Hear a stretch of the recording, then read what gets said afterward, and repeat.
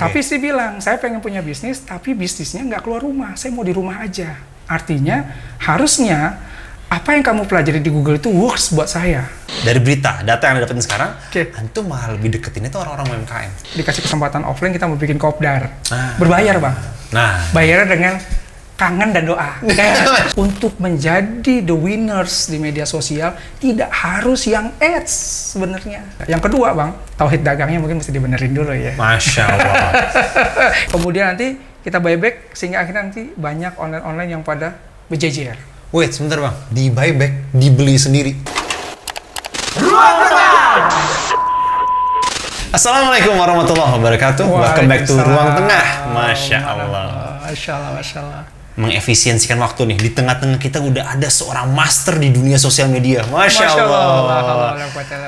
Anda udah beberapa kali jadi moderator di webinar beliau, tapi kayaknya kalau MC off air belum pernah nih. Oke, welcome to Bang Yosol kita. Assalamualaikum Bang. Waalaikumsalam warahmatullahi wabarakatuh. Masya Allah, senang banget ketemu sama beliau. Karena selama ini ketemunya online terus ya. Hampir 2 tahun kita online terus ya. Iya, online terus ya. Betul. Iya, belum pernah. Nah, makanya Anda kapan kita bikin acara offline, Bang? Masya Allah. Anak MC-an tuh. Masya Allah, kita bikin kolaborasi aja kalau gitu. Oke. Ntar apa nih, di salah satu gedung yang antum udah kenalan kali ya? Iya. Nah, nanti Anda jadi MC-nya. Kapan lagi jadi MC offline? Kita undang teman-teman UMKM, kita scale up di situ bareng-bareng. Masya Allah. Nah, ini satu poin yang Anda jujur ya, sangat-sangat menggugah nih, karena yang dari mata Ana, pengetahuan Ana, dengan sangat minimnya pengetahuan Ana, ini adalah orang-orang yang senang untuk bergabung dan main kumpul sama UMKM. Masya Allah Bang Yoso nih. Oke Bang Yoso, ini dulu deh. Cerita background dulu deh. Dulu mungkin berkecimpung dunia apa? Apakah lulusan IT? Kan sekarang main di sosial media nih. Karena sometimes ada orang mikir kalau sosial media pasti dia lari dari IT kan, bisa gitu. Terus habis itu dia pernah kerja di mana aja, sampai sekarang, sampai di titik ini nih. Oke, Fadol Bang. Yang pertama, Anda sebetulnya sebelumnya itu sama ya, zonanya sama zona bangsawan lah, bangsa karyawan. Anda bekerja di salah satu telco terbesar di Indonesia. Oke. Kemudian setelah itu, bismillah karena Allah, Anda dapat kesempatan tuh 2013 disekolahkan oleh perusahaan itu, perusahaan telco terbesar di Indonesia itu menyekolahkan Anda di Google Class. Masya Allah. Jadi Anda disekolahkan di sana. Dan di situ jadi apa ya, milestone mungkin ya, langkah perubahan Ana, sehingga saya jadi lebih tertarik untuk bermain di digital. Masya Allah. Berapa lama di sana? Nggak lama lah, itu kan short course ya. Nggak lama. Tapi paling tidak ilmu yang diberikan itu betul-betul memberikan pencerahan. Jadi bagaimana memandang sebuah algoritma digital, kemudian kalau ads bagaimana, kalau organik bagaimana, dan lain-lain. Setelah rencana beyondnya sebuah digital itu seperti apa tuh disampaikan oleh mereka, dan itu menjadi modal buat saya pribadi untuk pindah menjadi zona digital kira-kira gitu. Masya Allah. Bukan urusan IT berarti? Bukan, Anda dari teknik industri. Jauh banget. Pernah berhubungan sama programming gitu apa segala? Nggak pernah. Even pada saat short course dengan di perusahaan di Google tersebut ya, itu pernah nggak berhubungan sama dunia programming? Disuruh ngoding gitu? Karena Anda dulu lulusan IT, lolosan IT. Jadi kalau di kelas Google itu, kita nggak diajari coding, tapi kita lebih banyak diinformasikan atau diberikan coaching tentang algoritmanya.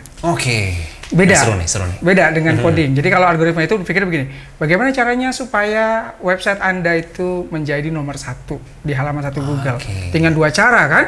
Yang pertama caranya namanya evolution way, yang kedua revolution way. Bedanya di 2 tuh, R tuh. Tadi revolution, yang satu evolution. Perbedaannya dari sisi waktu dan biaya. Kalau revolution itu kan cepat, berbiaya besar, tapi bisa untung bisa enggak. Kan kalau kita revolusi sebuah negara juga gitu kan. Revolution itu masalahnya. Itu revolution ya, itu besar. Tapi ini yang disebut dengan ads biasanya, iklan tekniknya. Atau yang kedua dengan cara evolution way, dengan cara yang organik kalau bahasa dikenalnya oleh teman-teman. Nah, organik inilah yang juga kita pelajari itu. Jadi 2 cara itu. Itu dari sisi bagaimana meningkatkan sebuah website misalnya. Nah, ternyata yang menariknya nih, Bang Dery dan teman-teman sekalian, ini menariknya platform-platform media sosial. Ya, kita sebutlah Instagram, Facebook, Twitter, yang baru sekarang TikTok. Hampir semuanya algoritmanya itu ternyata hampir sama, persis mirip dengan algoritmanya Google untuk SEO-nya. Ada dua, ada yang namanya kalau istilahnya di Instagram, ada Instagram bisnis, ada Instagram organik kan? Nah, yang bisnis itu ads. Kalau organik itu tadi evolution way. Gue jadi ngomongin teknis nih. Nah, tapi paling nggak itulah, itu yang banyak. Nanti kita bahas lebih jauh lagi. Nah, itu yang membuat saya akhirnya begitu antusias sekali bahwa ternyata digital ini di 2013 pada saat itu saya selesai, kemudian saya tawarkan itu ke perusahaan saya melihat oke, kita jalankan dua-duanya gitu loh. Akhirnya kita mendapatkan hasil. Nah, singkat cerita di Bang Dery. Gimana tuh? Pulang ke rumah dong.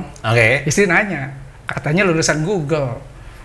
Google kan dulu dibangunnya dari garasi dan kamar kan gitu kan? Ekspektasi. Ya kan? Ekspektasi gitu kan? Terus jadi besar. Bikin sendiri dong. Bisa nggak? Kata istri gitu. Istri nawarin, saya ditantang, bener itu saya ditantang sama istri. Challenge sama istri. Ayo dong, kalau emang bener ilmu itu bermanfaat buat semua orang, nggak cuma perusahaan besar, kamu bangun. Saya kan juga pengen punya bisnis, gitu kata istri. Masya Allah. Nah, tapi istri bilang, saya pengen punya bisnis, tapi bisnisnya nggak keluar rumah, saya mau di rumah aja. Artinya, harusnya apa yang kamu pelajari di Google itu works buat saya. Gitu kata istri. Oh, ini tantangan besar. Bener nggak? Tantangan besar tuh. Waktu itu langsung tuh saya bilang, oke, komit. Saya mau bikin usaha. Saya mau bikin kuliner, saya bilang gitu. Kuliner saya nggak bisa, kata istri. Kenapa? Saya nggak jago masak. Aduh, pusing deh. Oke, bisnis fashion. Jangan-jangan, kata istri saya. Kenapa? Saya nggak bisa warna baju, nggak punya bingung nih bisnis apa gitu. Akhirnya ketemulah merchandise gitu ya. Akhirnya kita bangun itu dari rumah. Kemudian bagaimana caranya supaya saya bisa bersaing dengan orang banyak pada saat itu? Saya sebut lah ya, pusatnya merchandise kan ada di Mangga 2, ada Jembatan 5, saya sebutin ya, pusat-pusatnya orang umum udah tahu lah ya gitu. Nah, bagaimana saya bisa bersaing sama mereka pada saat itu 2013-2014? Saya lihat mereka belum ada yang main di digital. Ini mereka belum main digital. Ini senjata yang utama di sini. Saya main di digital. Waktu itu saya bikin website, kemudian saya bikin backlink, saya bikin mirroring website dan segala macam. Bismillah karena Allah, saya mainkan itu. Yang tadinya kita di di rumahan, di garasi rumah, orang memandang kita ternyata bukan di garasi rumah. Orang memandangnya kita perusahaan besar. Kenapa? Karena websitenya kelihatannya cakep gitu ya, misalnya kan. Ya, kita waktu itu mainnya di Facebook juga, Facebooknya makan. Ketinggalan sama kayak packaging ya. Digital gitu kan. Tapi harga kita murah. Kenapa murah? Karena waktu itu kita nggak pakai marketing person. Karena marketingnya 100% pakai online. Yang itu 7 hari, 24 jam, 365 hari nggak berhenti. Gitu. Nah, akhirnya disitulah Allah kasih kesempatan kita untuk dari rumah, akhirnya kita bisa bangun pabrik sekarang gitu ya. Kemudian akhirnya kita bisa impor langsung dari beberapa negara untuk support merchandise kita dan segala macam. Dan akhirnya kita bangun lagi bisnis yang lain, Shopee.ly, kemudian ada lagi sekarang Foster.media dan segala macam. Yang semua backgroundnya digital semua. Itu bisa dilihat di dan Sekolah Digital Bisnis Indonesia, dan SDBI Sekolah Digital Bisnis Indonesia. Ada 3 ya, SDBI, ada SDBI, Shopee.ly, ada Foster.media. Masya Allah.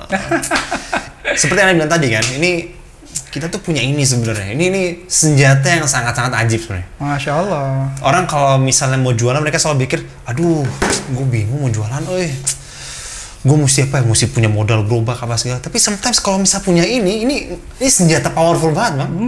Punya ini, punya koneksi internet, go. Yes. Masya Allah. Setuju nggak sih? Setuju banget. Dan makin kesini makin berkembang, kayak gitu nggak sih, Bang? Betul. Masya Allah. Tapi yang aneh bikin amazed lagi adalah, friends semua, Bang Yoso ini nggak ngincer orang-orang gede. Masya Allah. Nah, ini nih kita coba ngomong langsung nih, Bang Yoso, ini kenapa kenapa milihnya tuh bukan pangsa pasar orang-orang yang udah scale up gede gitu loh. Kenapa malah sekarang nih, dari berita, data yang Anda dapetin sekarang, antum malah lebih deketin itu orang-orang UMKM. Wah. Iya. Jadi gini, ketika saya selesai di 2013 itu, kemudian saya bangun usaha, kemudian bismillah karena Allah kasih kesempatan gitu untuk dari rumahan, dari garasi rumah, kemudian akhirnya kita sekarang punya pabrik, kemudian kita bekerja sama dengan beberapa importir dan segala macam. Itu sebetulnya Anda nggak sendirian, Anda juga punya mentor gitu ya. Ada mentor juga yang support dan segala macam. Waktu itu mentor nanya, Yos, kamu itu mau main di mana? Mau main di skala yang menengah ke atas, corporate dan teman-temannya, lebih fokus di situ, orang-orang yang duitnya banyak, atau kamu mau main yang di sini nih, yang nggak ada yang mikirin nih, yaitu UMKM. Maksudnya nggak yang mikirin itu bukan berarti, artinya gini, nggak banyak yang bermain di sana secara total gitu. Nah akhirnya saya bilang, saya main di sini aja deh Pak, saya bilang gitu kan. Kenapa main di sini gitu? Terus dia bilang, Yos tahu resikonya Yos gitu. Resikonya gini, ini kuantitinya banyak, tapi gak ada duitnya. Itu UMKM. Kalau you mau ngurusin ini, you harus punya bisnis sendiri yang you punya sebagai bahasa kita sebagai maisah lah buat rumah. Gitu kan? Karena nih nggak ada duitnya nih gitu. Duitnya kecil lah gitu. Nah, jadi harus siap dulu bisnis ini. Kalau siap bisnis ini baru you boleh jalan. Saya siap. Akhirnya makanya kita bangun itu. Nah, itu salah satu alasan kenapa saya ngurusin UMKM. Ya, karena memang dari awal visinya itu.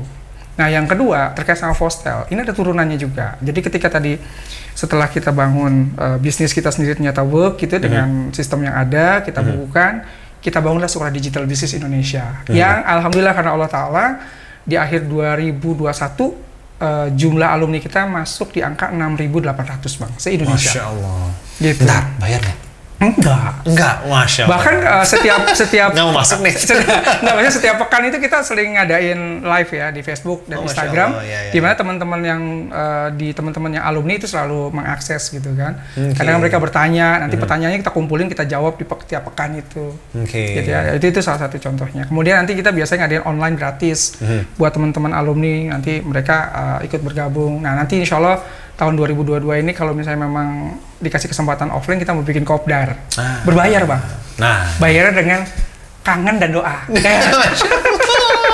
Kangen mau ketemu gitu kan. Yuk kita kumpul. Jadi bingung deh lo bayarnya tuh kan. Bayar kangen sama doa aja gitu.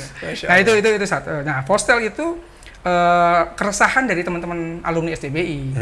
Jadi 6.800 itu kan hampir setengahnya itu UMKM, dan dia pengusaha yang startup gitu, yang quote of quote modalnya nggak gede, tapi dia bilang, Bang, ayo dong bantu kami pengen selepel tuh sama orang-orang yang bisnisnya udah gede itu, dari tampilan Instagramnya, dari trafficnya, tapi kan nggak punya duit, karena mereka rata-rata setahun bisa ngeluarin duit, sebulan tuh bisa ngeluarin duit 6 juta. 8 juta. Gue pengen muncul di sosmed, tapi gue juga pengen gitu, yang kelihatannya keren kayak dia, gimana caranya, tapi duitnya akhirnya berpikirlah kita gitu kan, kita kumpul sama teman-teman, kita tim, oke kita bikin, ketemulah Fostel.media.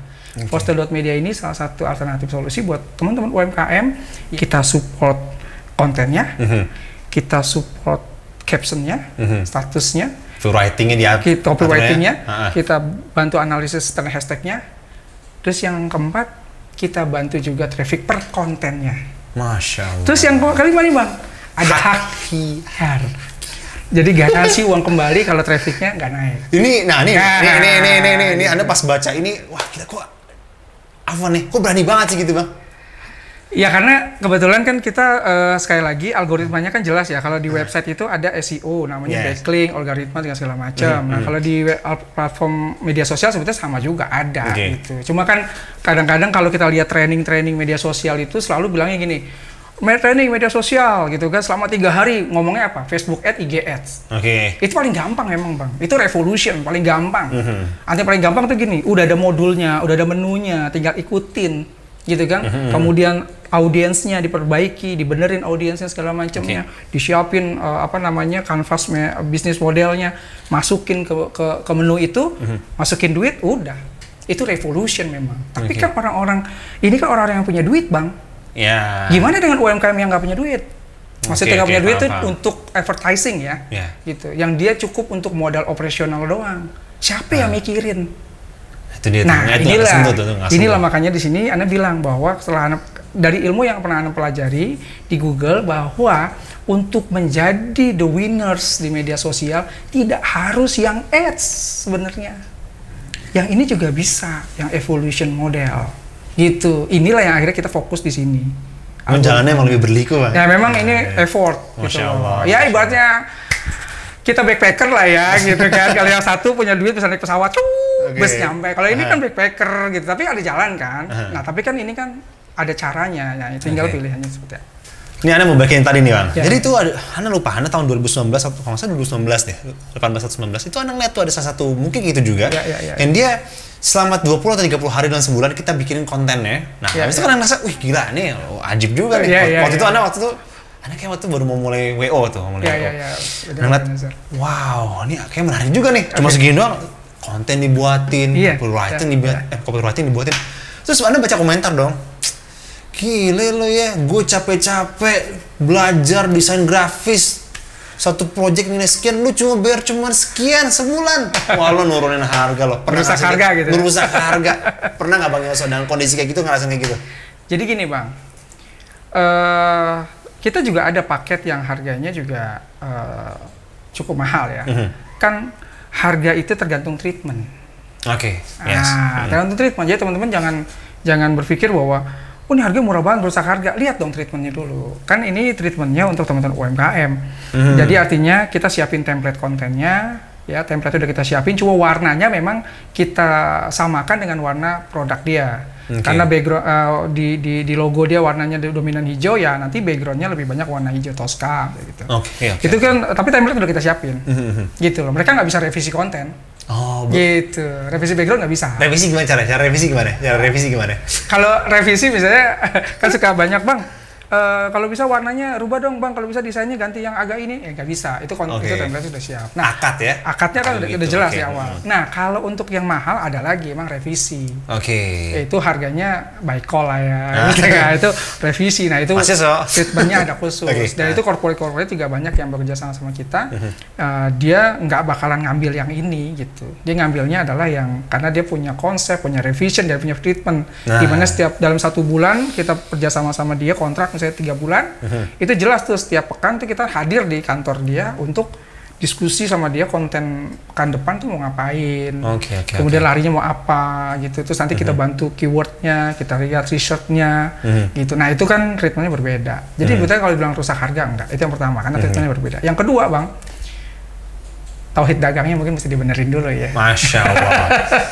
Itu sesaranannya ya, apa nih? Gak ada maksud menggurui nih kan. Ingetin aja sama-sama bahwa semua sudah punya rezekinya masing-masing gitu. Ini yang ngomong kayak gitu gimana? Apakah mereka ngerasa bahwa pada dasarnya gue tuh ngasih harga food training tuh mahal gitu? Kok cuma ngasih segian sih? Itu gimana Bang? Yang mana nih? Yang training? Training. Nah, kalau training berbeda lagi konsepnya. Jadi pernah juga beberapa komunitas coach ya, nggak perlu saya sebutkan, itu pernah nelpon Ana, terus kemudian diskusi bareng seperti ini. Dia tanya, materinya yang kamu berikan itu kok materi yang sebetulnya bukan materi yang harusnya gratis nih, harusnya bayar mahal. Karena ini sama dengan materi yang kami berikan gitu. Nih Yoso merusak harga nih, gitu kan? Kan banyak beberapa coach yang ngasih training sampai 2,5 juta, 3,5 juta. Kenapa SDBI kok ngasih training yang mirip atau hampir sama, bicara Facebook Ads, IG Ads, paling cuma 50.000 gitu, 100.000 dan itu pun dikasih makan lagi gitu kan? Nah, sebentar, ini saya ingin meluruskan dulu. Yang pertama dari awal kan saya udah bilang bahwa maisah saya bukan di SDBI. SDBI itu bukan maisah saya. Maisah saya sudah ada tadi merchandise, postel.media gitu ya, shopee.lik, itu adalah maisah saya. SDBI bukan maisah saya. Apa SDBI itu? Jadi gini Bang, kan tadi di awal Anda cerita 2013 Anda dapat kesempatan disekolahkan gratis oleh salah satu perusahaan telekomunikasi terbesar di Indonesia. Gratis. Itu ilmu gitu ya. Itu nikmat yang diberikan Allah kepada Anda. Sehingga akhirnya Anda gunakan untuk menjalankan bisnis-bisnis sana. Pertanyaannya, kan nanti di akhirnya gue ditanya nih. Masya Allah. Ya bentar, lu jangan anggap gampang di sini kan dipanggil dulu gitu kan. Ini nikmat yang ini gimana nih caranya nih? Ini nikmat yang ini gimana nih? Oh ya Allah, ini saya nilaikan 10 juta ya Allah, wah gitu kan.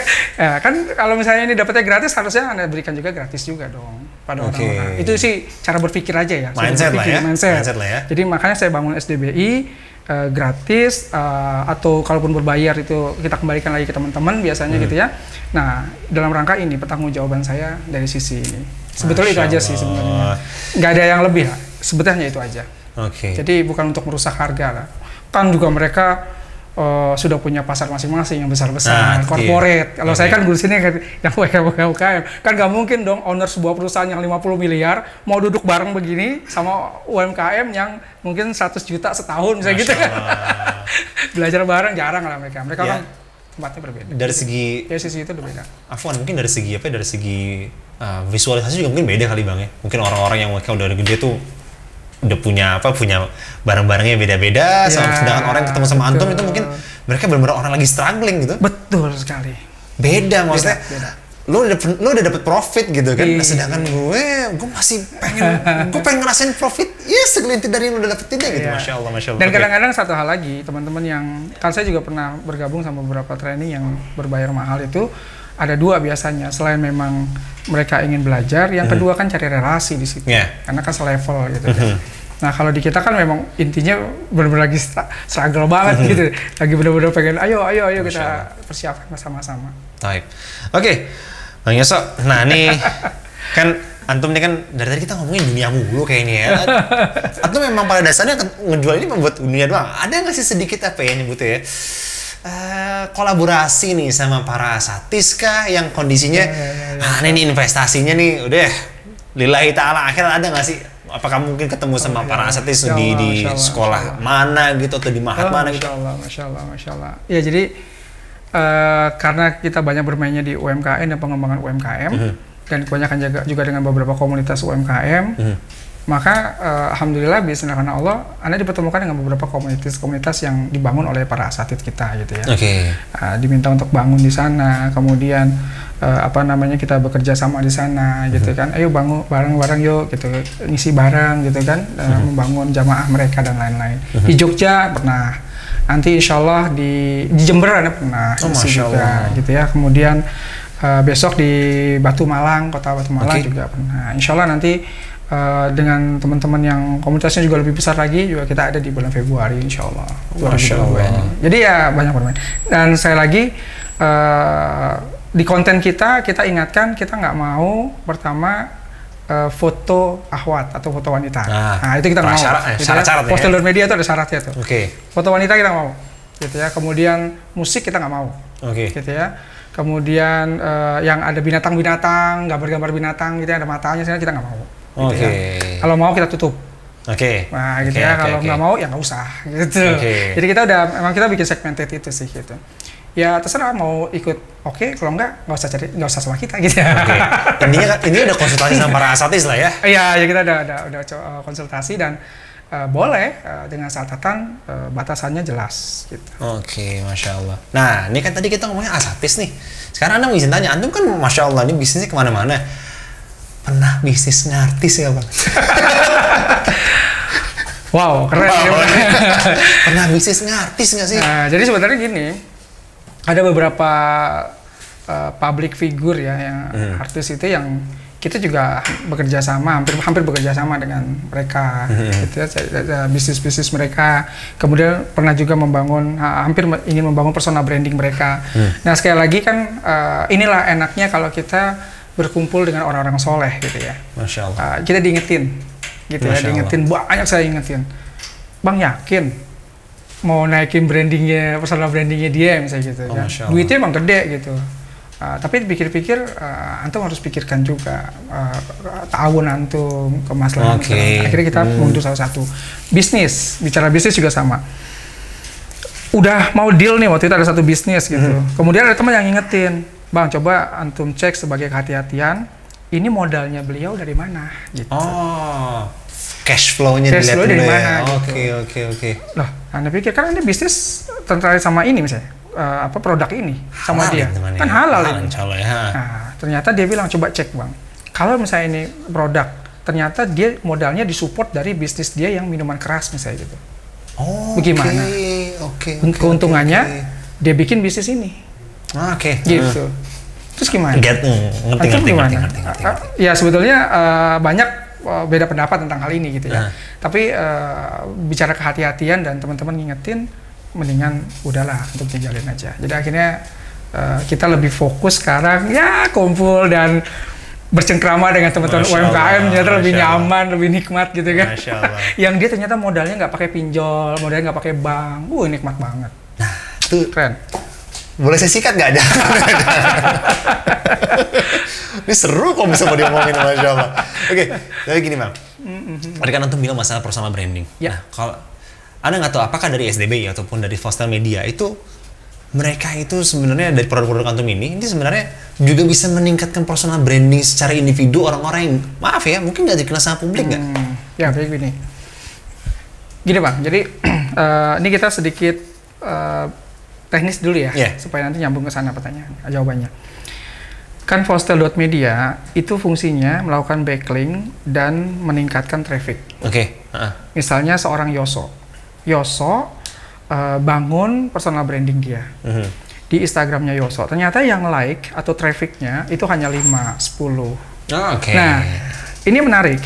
Jurnal Instagram Brand Success itu menyampaikan bahwa salah satu yang menyebabkan ranknya sebuah akun ini turun sekarang karena trafficnya nggak ada. Satu, itu persis sama ke SEO dan lain-lain ya. Itu yang pertama. Yang kedua adalah contoh Yoso punya follower 5.000. Tapi yang like-nya cuma 5, cuma 10. Nah, misalnya gitu kan. Itu sering tuh. Ini follower bukan follower beli nih, ini follower organik nih. Cuma mungkin bisa jadi kenapa bisa begitu? Karena tadi Bang, kalau dia follower sedikit, ranknya turun, maka si follower yang 5.000 atau 3.000 ini nggak bisa lihat beranda dia Bang, seluruhnya. Sekarang kan gini, apakah antum yakin ketika antum ada 5.000 followers, antum main organik, lepas konten ini, 5.000 ini lihat? Nggak ada jaminan. Kenapa aja? Karena ada beberapa faktor yang menyebabkan 5.000 orang ini bisa lihat beranda kita. Yang pertama traffic, yang kedua adalah ritme algoritma continuously konten kita. Itu namanya bicara kalender konten gitu ya. Yang ketiga adalah greeting. Apa kita melakukan greeting nggak sama mereka juga? Greeting itu maksudnya nyapa kah? Ya, nyapa kah. Hey guys. Misalnya kalau mereka ngelepas konten kita ikut like. Jangan sampai kita punya 5.000 orang temen, kita lihat nih beranda, Yoso, siapa Yoso? Lewat gitu kan. Ya besok-besok nggak akan beranda antum muncul di beranda Ana. Konten antum nggak muncul di beranda Ana. Berarti apa? Nah, ini kita bicara algoritma. Timbal balik ya? Ya, kita bicara algoritmanya algoritma organik ya. Gitu ya. Jadi itu yang kita itu yang kita sampaikan, itu yang kita ajarkan lah ya bahasanya, atau kita sharing, kita sharing ke teman-teman UMKM. Bahwa mereka juga bisa sebetulnya naik. Nah, ketika trafficnya itu naik, Bang, yang pertama kali yang antum akan rasakan adalah pencarian. Ketika kita ketik Yoso dan dia follow trafficnya sudah mulai naik, maka akan muncul lengkap Yoso kita. Walaupun di bawah ada nama lagi Yosi misalnya gitu ya, atau Yoso A gitu. Tapi Yoso kita akan naik pencariannya di awal. Kenapa? Karena tadi trafficnya juga naik sehingga Instagram menganggap bahwa akun Instagram ini adalah akun yang potensial. Jadi Fostel.media membantu di sisi itu. Masya Allah. Yang kedua nih Bang, kenapa traffic itu harus kita pikirin juga? Karena, contoh gini, ini ada kejadian. Sebuah corporate perusahaan suplemen, dia ngubungin Ana, Bang, gimana ceritanya ini? Ini kok kita udah iklan, tapi kok ternyata masih juga closingnya nggak signifikan. Iklan kemana? Facebook? Bukan, kita mau di Instagram. Kita pelajari, jelas Bang. Kenapa jelas? Ini antum punya postingan, itu 50 postingan. Dari 50 postingan, dia mainin ads, 3 konten dibikin ads. Yang like-nya paling banyak ya 3 itu doang. Sedangkan yang lainnya like-nya sedikit. Ketika orang itu ngelihat iklan kita, yang lihat pertama kali apa Bang? 2. Yang pertama adalah link-nya, yang kedua adalah profile kita. Instagram. Ketika dilihat profilnya, ya, kok ini like-nya cuma 6, ya, kok cuma 10? Berarti dia cuma nggak ngetop, cuma dia ngetop karena S doang. Berarti diskusi sama ininya nggak ada. Terus dia lihat followernya sampai 10.000, kok like-nya cuma 6, jangan-jangan ini follower beli nih. Gitu kan. Akhirnya orang menjadi closing. Gitu. Ini kan behavior namanya. Nah, behavior ini juga harus kita sampaikan. Ini kita sampaikan semua ke teman-teman di SDBI. Gitu. Nah, ilmu-ilmu yang seperti ini, yang bicara tentang algoritma organik, itu jarang sekali orang yang mau bahas itu. Nah, kita bahas itu. Insya Allah. Gitu. Jadi masih nggak mau nih gabung di SDBI? Oke. Berarti emang kelihatan ya, karena dasarnya emang behavior itu, ya Antum kan sebagai seorang pemerhati sosial media ya, berarti secara langsung udah memperhatikan behaviornya dari setiap sosial media, Facebook kayak gimana, Instagram kayak gimana, even TikTok. Even TikTok. Ini sekarang lagi berusaha mempelajari ya. Masya Allah. Kita lagi coba TikTok ya. Meskipun memang kondisinya segmentasinya memang lebih segmented lah. Jadi Masya Allah. Oke. Tanya before we reach our end nih, Anda mau tanya nih. Ada dark secret nggak? Something secret yang dark, yang gelap, yang kita kadang-kadang sebagai seorang ini kita ngerasa, oh ini ternyata nggak boleh ya. Gue nggak tahu nih. Nah, selama Antum berada di dunia kayak gini, pernah? Iya. Aduh, ini seru nih. Anda pernah bahas ini di salah satu podcastnya Asatid kita ya. Anda sebut nggak apa-apa ya? Betul. Jadi Ustadz Aminur Baits waktu itu ngundang Ana di Jogja. Terus akhirnya kita podcast live begini waktu subuh, dan itu Anda sampaikan bahwa banyak keresahan awalnya, keresahan para ihwah kita yang dia beli franchise gitu ya. Rame franchise-nya, kemudian dia tertarik untuk beli itu, kemudian cuma 2 bulan rame, 3 bulan berikutnya turunnya signifikan. Akhirnya mereka banyak bertanya, kenapa bisa gini Bang Yos? Apa? Terus kita mau bisnis franchise atau kita milih franchise itu yang cocok kayak gimana sih? Nah, kira-kira gitu kan. Nah, terus saya diminta untuk membahas itu, terus saya sampaikan, ini ada satu ya cheating lah ya di media sosial gitu ya. Karena media sosial itu yang paling kuat adalah bisnis trust.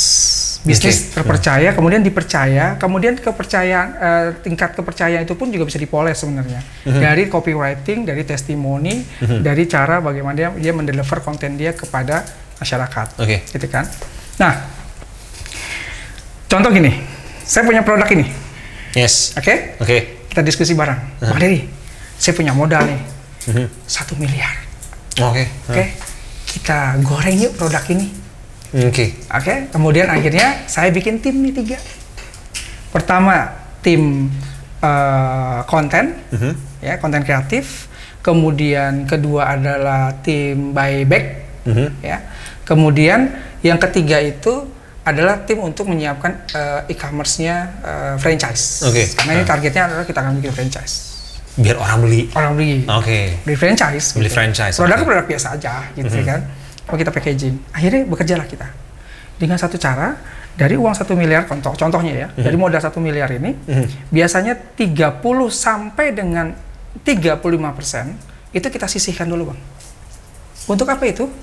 Untuk buyback, untuk beli produk kita sendiri lewat online, sehingga akhirnya nanti produk ini kita packaging dengan sisanya untuk produknya kita packaging dengan warna yang bagus, boot yang bagus, orang-orang yang tenannya juga yang eye-catching enak-enak dilihat gitu ya. Kemudian nanti kita buyback sehingga akhirnya nanti banyak online yang pada berjejer. Wait, sebentar Bang. Di buyback, dibeli sendiri? Beli sendiri. Berjejer, bekerjalah orang konten. Kemudian setelah itu ada testimoni, oh ya Pak, ini saya bagus segala macam. Setelah itu, ibu testimoninya benar. Jadi ada orang yang mungkin makan di sini atau nyobain di sini, rasain, oh ya enak banget nih gini-gini. Ramai juga yang lihat ya, karena bisa jadi orang itu emang diundang untuk nyobain makan itu. Tapi dia nggak bohong kan, tetap ada testimoninya segala macam. Sampai akhirnya tim kreatif ini, tim e-commerce ini yang akan mengiklankan. Di-ads-kan, dinaikkan semuanya. Packaging ini bagusin deh, terus kemudian dengan beli franchise kita seharga 200 juta misalnya gitu. Kita siapin semua bootnya, kita siapin packagingnya, kita siapin semuanya. Kira-kira gitu ya. Nah, sampai akhirnya dibeli lah, saya beli misalnya. Saya beli, ada teman saya beli deh 200 juta. Disiapin dong semuanya. Bootnya segala macam. Bulan pertama ada yang beli nggak? Ada, dibikin sama kita berdua. Part of buyback tadi? Buyback, kan dibayar 200 juta nih. Dibayar 200 juta kan? Dibayar 200 juta kan? Ketika dibayar 200 juta, kita sisihin 30%-nya buat buyback. Supaya kelihatan, 1 bulan udah yang beli. Bener nggak? Wah. Sisanya, ya kan? Dari 200 juta mungkin 50 juta habislah buat material segala macam. Sisa lagi 50 jutanya buat ini. sisanya keuntungan kita bagi 2. Nanti setelah itu Bapak itu setelah 1 bulan, gimana Pak rasanya? Oh iya lo bener loh, 1 bulan udah banyak yang beli, gitu kan? Bapak testimoni dong, testimoni dia, oh luar biasa gini-gini. Jadi silahkan beli aja gini, tambah lagi. Tapi setelah 2 bulan ditinggal bang, kan udah selesai. Akadnya kan misalnya 1 bulan sampai 2 bulan kita bantu, setelah itu kita serahkan kepada franchise. Subhanallah. 10 franchise aja udah balik modal bang, kita bikin lagi franchise yang baru yuk, malah lagi yang kita goreng, nih yuk kita goreng yuk, gitu. Ada yang begitu, walaupun nggak semuanya. Itu oknum. Itu salah satu cheating yang banyak di media sosial. Jadi kadang ada produk nih, di media sosial rame gitu, tiba-tiba hilang, nanti ada lagi, rame hilang, ada lagi. Kita malah jadi kondisi ya, jadi fraud gitu bang. Nah, ada cara yang benar untuk menganalisis apakah ini produk yang benar atau tidak. Yaitu yang pertama, kita minta keuangan dia. You bisnis udah jalan berapa tahun? Biasa bisnis segini 6 bulan kita create bang, baru kita jual franchise. Lalu 6 bulan gue yakin banget bisa diduplikat, misalnya gitu. Itu salah satu contoh sederhana lah ya. Tapi memang teman-teman keuangan pasti lebih paham lah. Nanti kita bisa diskusi tentang keuangan. Jadi kita kan bisa lihat kan, BEP-nya berapa lama, gitu ya. Kemudian traffic penjualannya seperti apa, kemudian dia udah berapa. Kalau dia bilang, saya udah 2 tahun, udah sustain bisnisnya, boleh lah di franchise. Bisnisnya belum sustain kok udah di franchise, aneh juga kan. Misalnya gitu, ini salah satu contoh lah. Ya mungkin ada pembahasan lebih lanjut tentang bagaimana menganalisis franchise yang bagus, gitu kan. Mungkin teman-teman yang lebih, orang keuangan biasanya lebih jago membahas itu. Tapi kalau Anda lihatnya dari situ, dia belum sustain aja udah bisa bikin franchise, aneh banget gitu. Ya maksudnya jadi ya khawatirnya malah jadi jadi nipuin orang ya kondisinya. Ya itu yang pernah Anda tanyakan beberapa asatid bilang bahwa produknya sih benar yang dijual, cuma kan masalahnya di belakangnya ini kan ada konsepnya ada sesuatu yang dia buat seolah-olah gitu. Seolah-olah sukses. Kita untung nih, tapi tiba-tiba pas tinggal sukses gitu. Kemana nih orang-orang? Oke, masya Allah. Oke, Bang Yoso, mungkin ada something to say buat good friends semua di luar sana nih. Masya Allah. Karena nih antum ini, Anda ngeliat ya, mungkin part of IT, yang orang yang nggak pernah kuliah di bidang IT, tapi habis itu bisa masuk dunia IT, tapi nggak cuma sekedar buat jualan doang bang, nggak cuma sekedar untuk bisa scale up bisnisnya, tapi juga apa part of dakwah yang bisa dikasih sama good friends di luar sana using social media. Baik, teman-teman sekalian, media sosial itu adalah senjata sebetulnya. Itu bisa menembak buat diri kita sendiri, membunuh diri kita sendiri, atau bisa juga untuk membela atau juga bermanfaat bagi orang lain. Itu menurut Ana. Jadi yang penting ketika teman-teman punya skill, khususnya di teman-teman yang punya skill di digital marketing atau di digital atau di IT, saran Ana mulailah memanfaatkan skill itu untuk selain mensupport maisah kita, juga kalau bisa untuk mensupport teman-teman kita yang di sana membutuhkan dukungan kita. Itu saran Anda buat teman-teman yang di digital. Kemudian buat teman-teman yang saat ini sedang membangun bisnis, kemudian ada juga yang pengen punya bisnis tapi nggak punya modal sama sekali, antum harusnya nggak usah khawatir. Kenapa? Karena bisnis itu bisa dibangun dari 3 hal. Yang pertama, produk yang pernah kita pakai, kemudian kita nyaman dengan produk itu, kita punya customer experience, kemudian kita bisa jualin produk itu jadi resellernya dia. Gitu kan? Jadi itu nggak modal. Gitu kan. Yang kedua, produk yang lagi tren. Kita lihat ada produk ini tren, kita jadi reseller dulu misalnya gitu. Itu bisa. Atau dropshipper dengan akad wakalah. Gitu kan. Atau yang ketiga, passion kita atau skill kita. Nah, kayak misalnya teman-teman banyak yang di keuangan, kemarin saya punya teman di keuangan, kemudian dia hijrah, dia jualannya dimsum, dia jualannya herbal. Anda pikir nggak salah, cuma akan lebih bagus kalau dia tetap pada skillnya, tapi yang halal, yang syariah. Kan banyak teman-teman kita yang punya bengkel syariah, teman-teman kita banyak teman-teman herbal syariah yang bisa menjadi klien antum. Jadi manfaatkan digital marketing. Masya Allah. Ini sama aja kayak waktu kemarin di sesi episode berikut sebelumnya. Iya, Anda bilang bahwa kalau kita udah punya sebuah skill, dia qadarullah nih, dulu kita ada di tempat yang salah mungkin. Tapi skill ini kan bisa kita pakai di tempat baru yang sesuai dengan syariat. Masya Allah. Kita semangat. Masya Allah. Nggak disangka nih kita udah sampai di akhir nih, Masya Allah. Ini udah terdengar saut-saut bunyi azan. Jazakallah khair nih, Bang Yosef udah mau kumpul di ruang tengah kita. Masya Allah. Senang banget bisa kesini. Masya Allah. Oke, kepada seluruh Good Friends, jangan lupa untuk like, subscribe, dan juga komen di YouTube channel Hibu. Sampai ketemu di episode selanjutnya. Wassalamualaikum warahmatullahi wabarakatuh. Waalaikumsalam warahmatullahi wabarakatuh.